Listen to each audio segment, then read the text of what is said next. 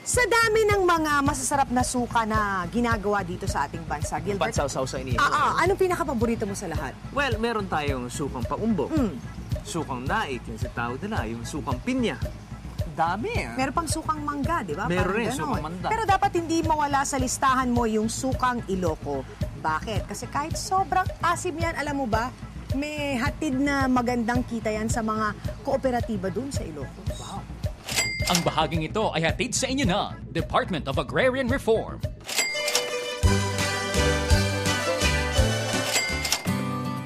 Patuloy na ginagabayan ng Department of Agrarian Reform ang mga farmer beneficiaries ng Comprehensive Agrarian Reform Program o CARP para magkaroon sila ng mga karagdagang kita. Tulad ng negosyong Iloco Vinegar ng Malampa Multipurpose Cooperative sa Bacara, Ilocos Norte. Ito kasing vinegar making na enterprise ng Malampa Cooperative sa Bacara. Tinulungan kami ng Department of Trade and Industry na mag-umpisa nito.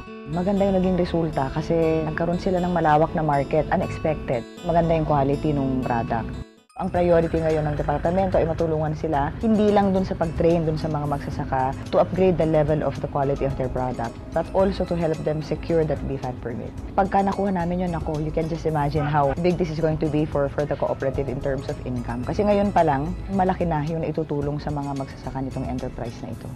Nag-umpisa po kami sa 197,677 pesos po. Yung 140,000 po nanggaling sa LGU through the Self-Employment Assistance Project ng Municipal Social Welfare Office po.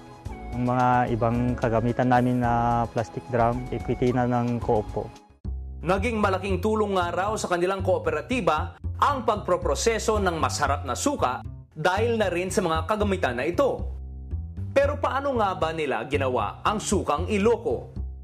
Galing sa plantation po yung tubo, tapos pupunta sa crusher, may crush dun yung tubo, tapos sasalain yung sugarcane juice, tapos iluluto, tatanggalin yung dumi, tapos isasalin ulit sa drum para dun na ma-peppermint. At lalagyan na ng samak plate, saka samak fruits, tapos i-back ng 4 to 6 months hanggang 1 year. Tapos pag okay ng lasa, ipipilter, papackage.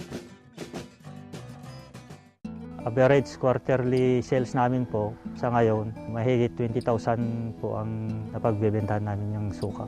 Yung mga nagtitinda din ng suka dito po sa kapit barangays namin. At saka nagpa-participate namin kami sa trade fair, regular po sa provincial, regional at saka national. Kakaiba raw talaga ang asim at okay na okay ang presyo, kaya marami rin ang tumatangkilik sa kanilang Ilocano vinegar. Ito po yung amin, walang kahalong chemical. Ito'y gawa sa organic talaga, natural sa pagkagawa. Hindi katulad ng iba na gumagamit ng mga acetic acids ata yung ginagamit ng ibang producer dito. Swak na sangkap, kaakibat ang sipag at tiyaga. Yan ang naging sandigan ng kooperatiba sa negosyong ito. Kaya ngayon ay may extra income ang bawat miyembro. Mga manong, ano naman ang maipapayo ninyo sa mga nais pumasok sa negosyong ito?